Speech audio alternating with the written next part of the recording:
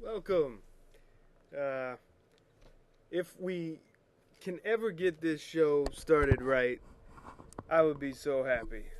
Um, it seems to be uh, there's always something, and I probably wouldn't have this problem if I did it on a weekly basis. So, welcome to what we call the monthly edition of Ask the Retoucher. I'm Eric Basir. I am a photo retoucher. That is, I work with pictures every day, and I work with pictures made by other people every day. And I have a job to make those pictures look their best. And what that entails is careful attention to detail, making what I call a good picture look its best. And so the purpose of this show is to share some of what I know and what I've learned in regards to that ability.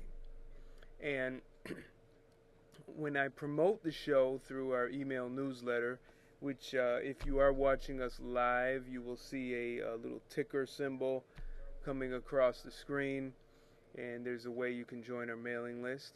If you're watching this through the blog as a recorded entry or through the YouTube channel, you'll have to find some link somewhere there on the page. But generally, in the blog entry, which is a written article created around the video, you will find a listing for how to join the email list so that you can get a reminder, albeit it's one reminder. I'm not going to barrage you with multiple reminders. You'll get a reminder about the show. The best way, I guess, to stay in touch is to follow us on Facebook. And I'll just show you real quick on screen how we do that. And it's quite simple. Right here is, for example, the blog. But the best way, the easiest way, is to go to photografix.pro. And that's PHOTO. See if I can zoom in close to that. PHOTOGRAFIX.pro. And you'll see right down there it says Photografix on Facebook. And you click on that, and you might have to log in to like it.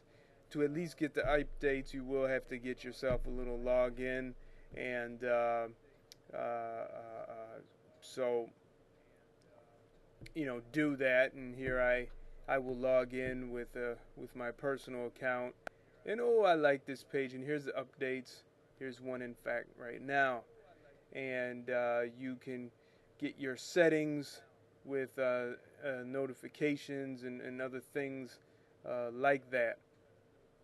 Somewhere on there, I gotta say this social networking thing is it's a love-hate relationship, and search engine optimization and all this stuff. This is the curse of being self-employed, the sole proprietor, and that is you gotta be on top of everything. So if there's something I'm not doing right on the page, just drop a line and I will update it. And I will certainly take your advice. Now, I didn't get any questions or suggestions or comments about pictures to work on. So, as usual, you're just going to have to suffer with what I have to offer. And that could be very unpleasant, or it could be a lot of fun. So it's up to you. I try to make this show for the public to share these things.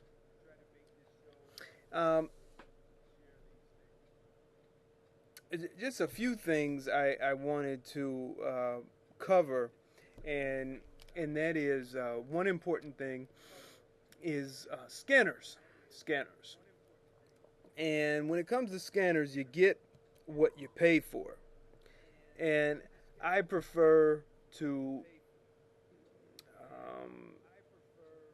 when it comes to photos, of course, the kind of work I do, I have to have a very high quality scanner. But if you have a lot of family photos to work on, you have to think like that as well. And why do I say that? Why can't I just get a cheap $30 scanner, $90 scanner, whatever? Well, actually, there's some pretty good $90 scanners. But why is that? Because the more expensive the scanner, typically, and well, it's especially with Epson, because really they're the last man or company standing when it comes to medium, large format consumer end scanners that I think are really good. HP's there too, but I think Epson is a little better. So, and that is because the optics within it, the ability to capture high resolution is definitely important. And let's talk a little bit about that, and going here on screen. And when we go to photographics.pro, there's something called the do-it-yourself store, and we click on software, hardware, and I got a bunch of software here that I got to get rid of, got to clear that off because it's obsolete. Well, not obsolete, but shoot, Amazon doesn't pay me anymore because I'm in Illinois. Commissions if anyone buys these. But anyways, here is a what we call Epson Perfection, and we're looking at the link there. And I just want to talk a little bit about the details. So we're talking optics. Optics are what you call the lens or the eyes of your scanner. And move it over just a little bit because I want to see the full. I want you to see the full title. There we go. And it's following my mouse, so it's sorry for being a little jagged here. Now 6400 DPI. So what you got to do is you got to do a little math to get the real deal, to say, okay, what the heck does that mean as far as resolution goes? And what I do is I get my trusty calculator and I take my optical resolution and I say 6400 divided by 4 is 1600. Now what does that mean? Okay, this is 1600. This is the actual pixels per inch that you can tell your scanner to scan. So if you have, let's say, a little picture here, little graduation picture here, all right, cheerleader picture, whatever. This is like a wallet size, You can scan this in at 100% size at 1600 pixels per inch. It says DPI, but it's really PPI. Whatever, you say tomato, I say cheese puffs. But we'll just say you say tomato, I'll say tomato. Talk about that another day. And that's what that means. Now, so we see the hardware resolution, which is, I don't know where that came from, but optical resolution is the clear number that you want to judge by. And this is typical for a really good scanner. Let's see, if I went with The lower end, let's say the V3300 from Epson. And a little slow here. Oh, it's trying to. No, I don't want to share with my friends on Facebook right now. So this is 4800 pixels per inch. So, it's a little less quality, all right? It's a little less as far as resolution. And why would you want to get the higher? Well, I've just lost myself. Why would I want to go from 4800 to 6400? Well, simply put, if you are using, if you are scanning film, and I mean film, I mean 35 millimeter, I mean 120 film, 110 film, maybe you got that disc film or something, whatever. Film is small. The image area on film is small. Of course, with the exception of 3 by 5, 4 by 3 by 5, 5 by 7, or 8 by 10 negatives or positives. You have a very small area. So in order to get the most detail, and that's what resolution will do for you, you really got to get as much resolution in there from the start. So that's why you want to go with something that's 6400 or higher. 4 years, 5 years from now, maybe you'll still be watching. Maybe we'll still have these videos on the air, and you'll look up and you'll say, "Oh my God, there's nothing available for 6400. It's all 1200, or 12,000." So the idea is to shop around, but that's what you look for. You look for what they call optical resolution. Now, image sensors, CCD, that's charged coupled device. This is typical. Some sensors, I forget what the other type of sensor would be, but this is okay. Interpolated resolution. What is that? What are you talking about? Okay, interpolated is simply I can illustrate it best by taking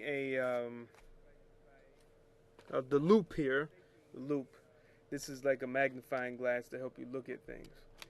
So the resolution by itself is the text on the page.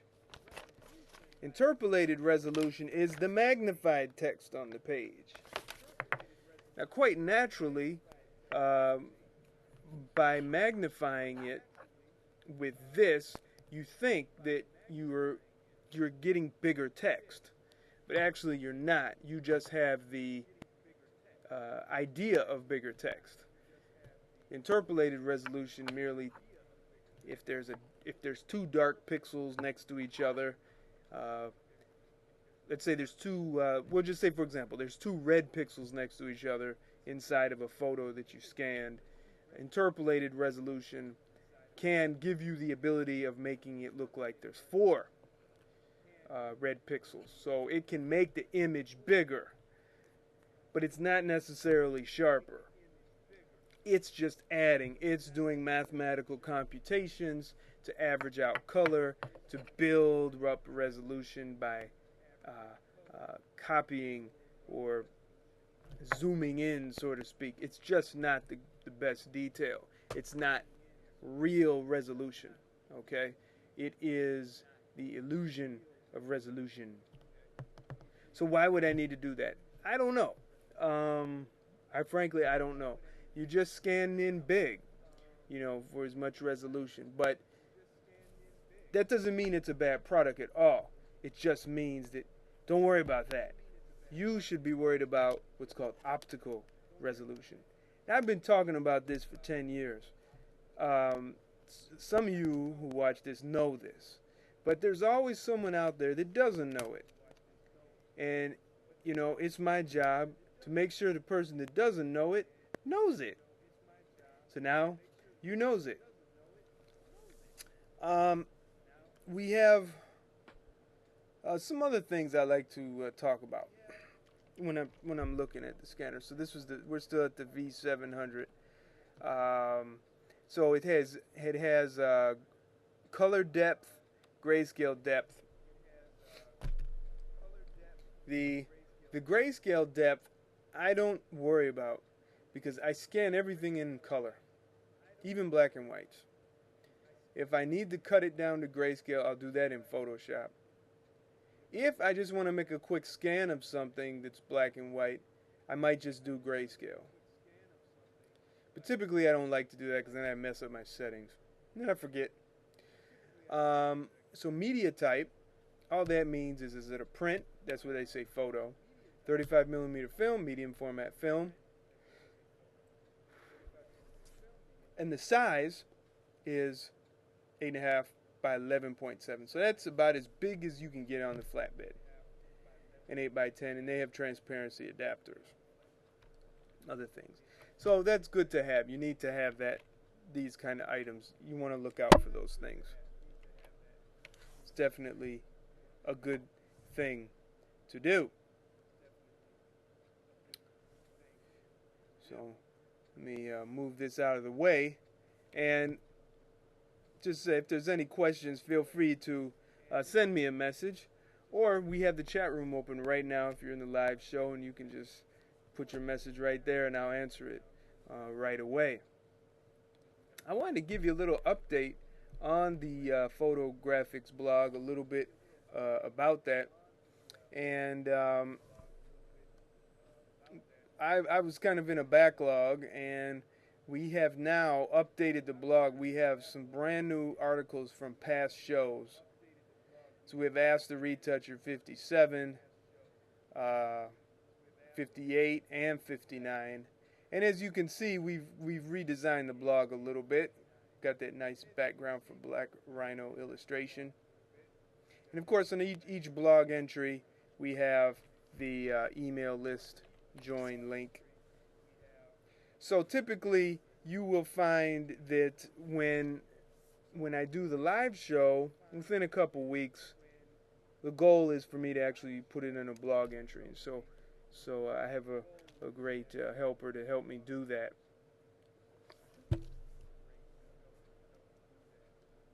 What makes a good scan? What is a selection? What are layers? What is resolution? What is a JPEG? What is TIFF? What is RGB? How do I crop a picture? What is a zoom tool? What is a clone stamp? What are levels? My name is Eric Basir, and I have produced this unique photo restoration and retouching foundations video course to answer all these questions and more. In my classes and workshops, I have taught hundreds how to preserve and restore their personal photographic collections with Adobe Photoshop and Adobe Photoshop Elements.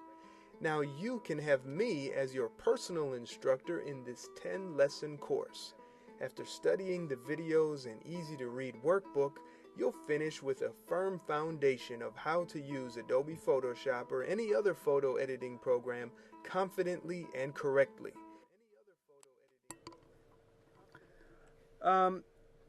In one of our previous shows, I believe it was last month, we dealt with a photo restoration.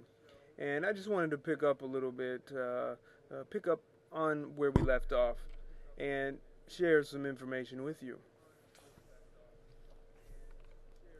Of course, I almost had it ready. Here it is. So you might recall this one. So what I wanted to do is to just finish with a basic color correction. Now for the beginners, I always recommend using what's called levels, okay? And you know, you go through the red channel, move your sliders in, and typically we get a much improved contrast by doing that. So before, after, yeah. As another neat thing is about your pictures, your old pictures, is we always have this concept of what we call organization. And that is, okay, you scanning all these pictures, how do you organize them? There's many ways to go about doing it. I like to do what you call a global type of organization. That is, wherever the images are, as the technology for searching on a computer and or online improves, you no longer need to worry so much about file naming, folders. Where did I put it? We call them, what we should focus on is what I call tags. And I did a workshop on this recently for a library. And how could I forget the name? DuPay, Fox Valley. I forgot. I'm sorry. But we talked about this very topic, and I just wanted to get into it with you. So it's real easy. We're just going to go into some basics. Maybe we'll get into some more detail if you want to. Just send me a message. Say, hey, Eric, talk more about tags. Talk more about keywords, that kind of thing. And tags, keywords, I'm going to use it interchangeably for the next few minutes. And don't let it confuse you. It's really the same thing. But I really should stick with one term. And that term is called metadata. So let's just, because metadata encompasses your keywords, so-called tags, description, and title. Let's deal with metadata. And this can be accessed in PaintShop Pro, Photoshop Elements, Adobe Photoshop, GIMP. That's all I know at this point. But almost everybody can use a program like that and should be using a program like that. So here's an old photo, right? So we have to deal with who, what, why, when, and where. And so the way we do this, we go to File, File Info. All right, and we have a tab called Description. And the three things I don't need to worry about. The three things I need to worry about are title, description, and keywords. Everything else is secondary. Now I'm saying secondary for your personal photos. Now if this is photos you're selling or it's for a client, then you got to deal with some other things: ownership, copyright status, that kind of thing. So who are these people? Well, what I'm going to do is I'm going to call the person who gave me the picture, and I'm going to say, who are these people? So let's see if I can get on speakerphone here. Oh, great. So let me dial it here. Let's see.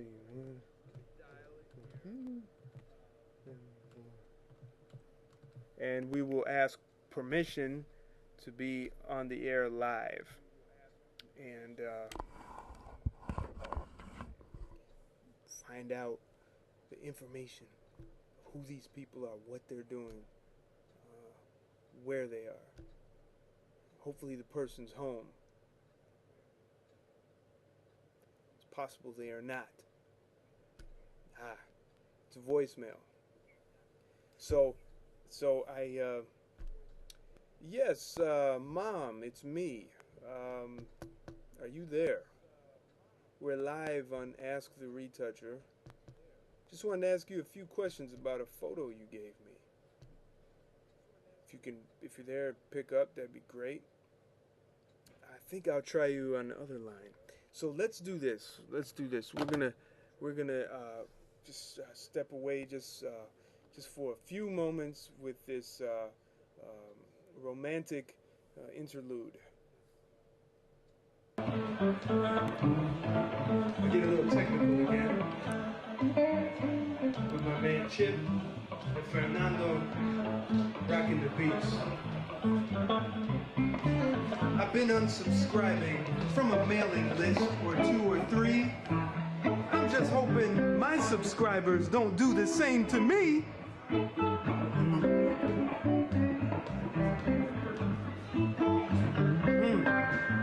Oh, that's my, can't read that stuff. Digital Happy Meals, stolen cereals, tweet tweet, I call it smut, unashamed of spam, to get something to retouch. Make sure you get the crowd.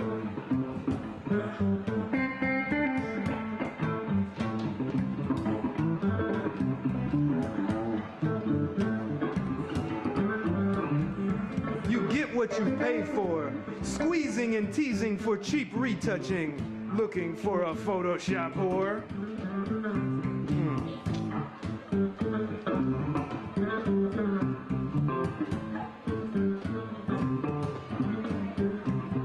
Grateful for all my customers and their trust with photos that I retouch.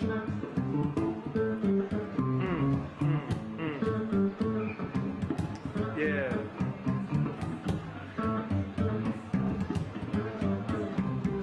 File size isn't so lean with adjustment layer schemes. It's best to be safe and live within your means. Blast, blast, blast the exposure, highlight to the black, balance the tones. That kind of raw workflow keeps you on your toes.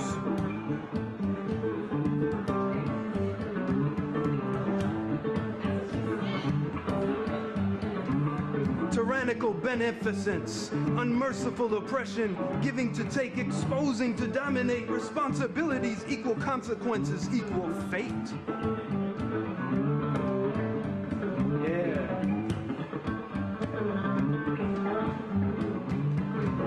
Something I wrote when I was working. 3 monitors, not 2, I wish.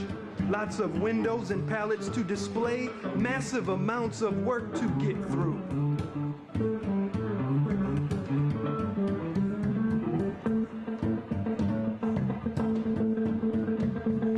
And I don't get it. Google Analytics. Yet, if I have faith, read and check, I find something useful at best.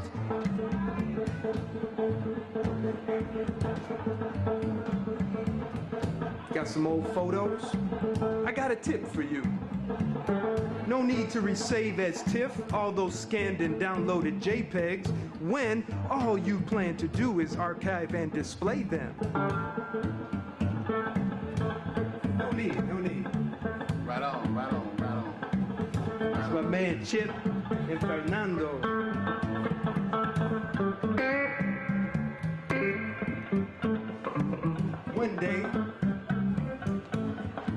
One day, I recall one day. Well, didn't quite work out there.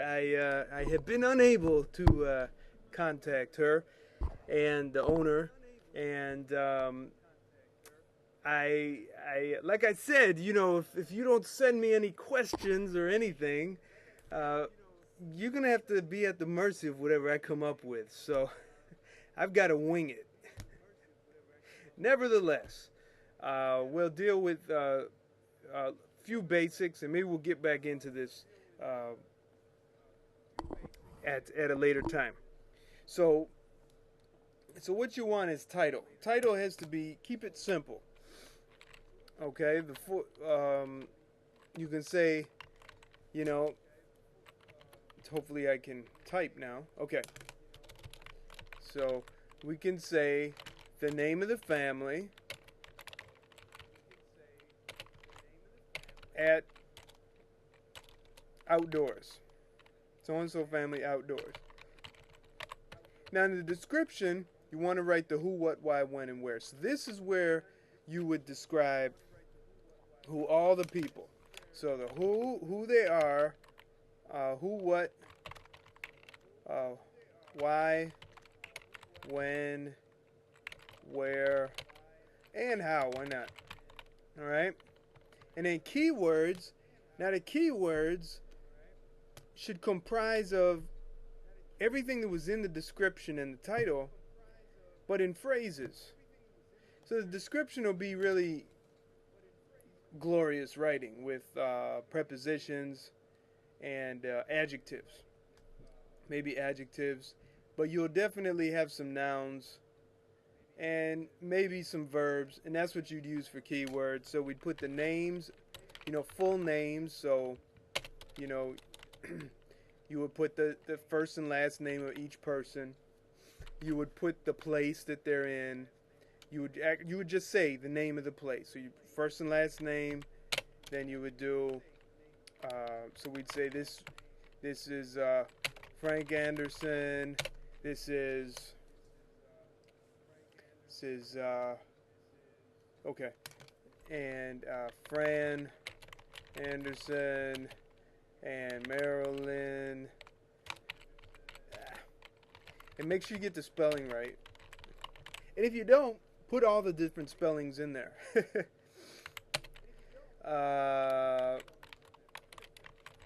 Okay, and then we would say which park. We wouldn't say park. If it was an unknown park, we'd say unknown park. And we'd say the instruments that they have. I think it's trombone.